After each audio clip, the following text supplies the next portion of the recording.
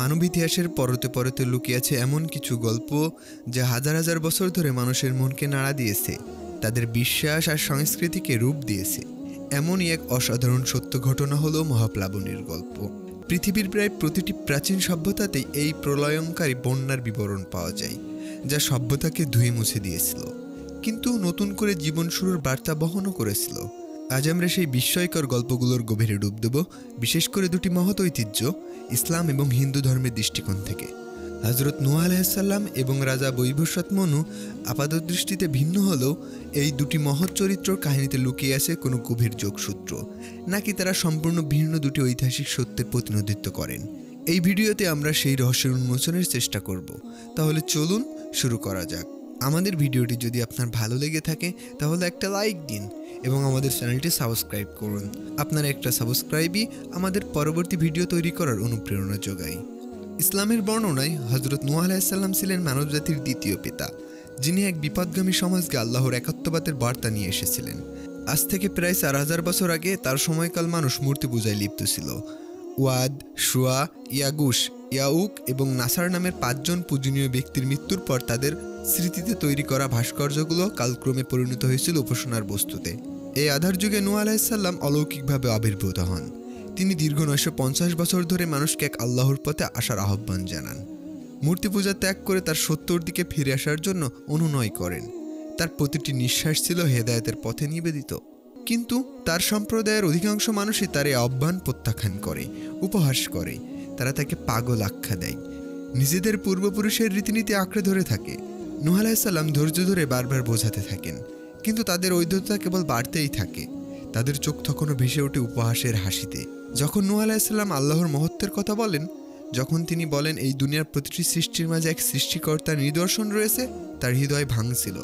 তবুও তিনি আশা ছাড়েননি। যখন সকল প্রচেষ্টায় ব্যর্থ হলো, নূহ আলাইহিসসালাম হতাশে আল্লাহর কাছে দোয়া করলেন যেন পৃথিবীতে কোনো কাফির অবশিষ্ট না থাকে। এই কঠিন দোয়া আল্লাহ কবুল করলেন। মহাপ্লাবনের ঘোষণা এলো, যা মানবজাতিকে পাপের বোঝা থেকে মুক্তি দেবে এবং একটি নতুন সূচনা আনবে। আল্লাহর নির্দেশে নূহ আলাইহিসসালামকে বিশাল নৌকা তৈরি করা শুরু করলেন, এমন এক মরুভূমির সাদৃশ ভূমিতে যেখানে জলের কোনো চিহ্ন ছিল না। লোকেরাও তখন তাকে বিদ্রূপ করে বলেছিল, নবী নাকি কাঠমিস্ত্রি হয়ে গেল। কিন্তু নূহ আলাইহিসসালাম জানতেন এ ছিল আল্লাহর অলঙ্ঘনীয় নির্দেশ।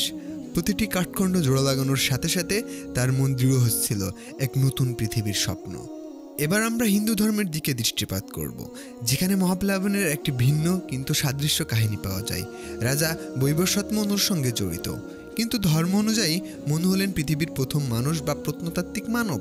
ব্রহ্মপুরাণ অনুসারে সূর্যদেবের পুত্র সত্যব্রত, যিনি পরবর্তীতে বৈভবসৎ মনু নামে পরিচিত হন, এক বিরাট বিপর্যয়ের মুখোমুখি হয়েছিলেন। একদিন তিনি নদীতে অর্ঘ্যদান করার সময় তার হাতে উঠে আসে এক ক্ষুদ্র মাছ। সেই মাছ মানুষের ভাষায় কথা বলে। সে রাজাকে নিজের জীবন রক্ষার জন্য আকুতি জানায় এবং বলে যে সে জল থেকে উঠে আসে এক রহস্যময় প্রাণী। এই ক্ষুদ্র মৎস্যরূপী প্রাণীটি ছিল স্বয়ং ভগবান বিষ্ণুর মৎস্য অবতার। রাজা সত্যব্রত মাছটিকে প্রথমে একটি ছোট পাত্রে, তারপর একটি কলসিতে, এরপর একটি সরোবরে এবং অবশেষে সমুদ্রে রাখেন। প্রতিটি স্থানে মাছটি এত দ্রুত বৃদ্ধি পাচ্ছিল যে কোনো স্থানই তার জন্য যথেষ্ট ছিল না।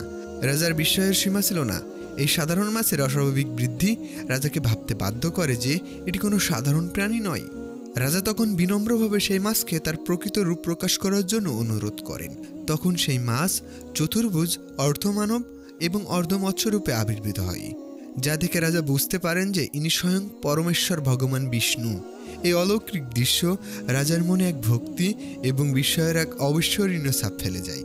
ভগবান বিষ্ণু রাজাকে বলেন যে ঠিক 7 দিন পর মহাপ্লাবন আরম্ভ হবে। তিনি রাজাকে নির্দেশ দেন সপ্তর্ষি, বিভিন্ন প্রকার ঔষধি দ্রব্য এবং পৃথিবীর সকল প্রকার প্রাণীর একজোড়া নিয়ে হিমালয় সর্বশেষ শিখরে অপেক্ষা করতে।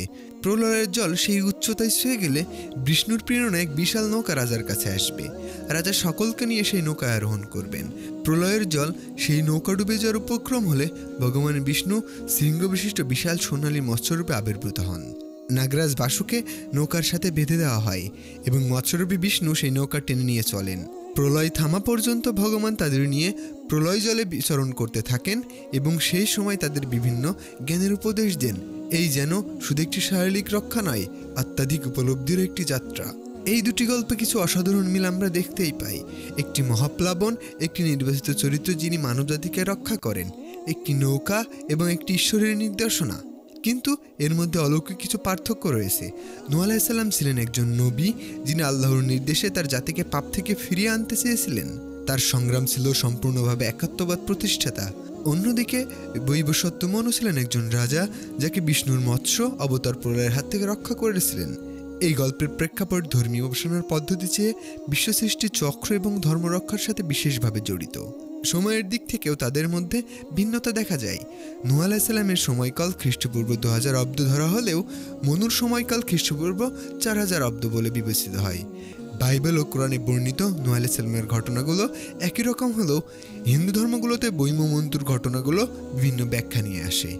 এই পার্থক্য প্রতিটি ধর্মের নিজস্ব দার্শনিক ভিত্তি এবং ঐতিহাসিক প্রেক্ষাপটকে প্রতিফলিত করে। তাহলে নূহ আলাইহিস সালাম এবং বৈবস্বত মনু কি একই ব্যক্তি ছিলেন? এই ভিডিও আমাদের দেখিয়েছে যে তাদের গল্পের মধ্যে কিছু সাদৃশ্য থাকলেও তাদের চরিত্র, সময়কাল এবং প্রেক্ষাপটের কারণে তারা একই ব্যক্তি ছিলেন না, বরং এই দুটি গল্প ভিন্ন ভিন্ন ধর্ম ও সংস্কৃতির নিজস্ব ঐতিহ্য ও বিশ্বাসকে তুলে ধরে। মহাপ্লাবনের এই ঘটনাগুলো মানবজাতির টিকে থাকার অদম্য ইচ্ছা, ঐশ্বরিক হস্তক্ষেপের বিশ্বাস এবং বিপর্যয়ের পর নতুন করে শুরু করার আশাকে তুলে ধরে। তারা আমাদের মনে করিয়ে দেয় প্রতিটি সংস্কৃতি এবং ধর্মের নিজস্ব মহৎ গল্প রয়েছে যা মানব অভিজ্ঞতার গভীরতা এবং বৈচিত্র্য প্রকাশ করে। এই গল্পগুলো শুধু অতীতেরই নয়, বর্তমান এবং ভবিষ্যতের জন্যও শিক্ষণীয়।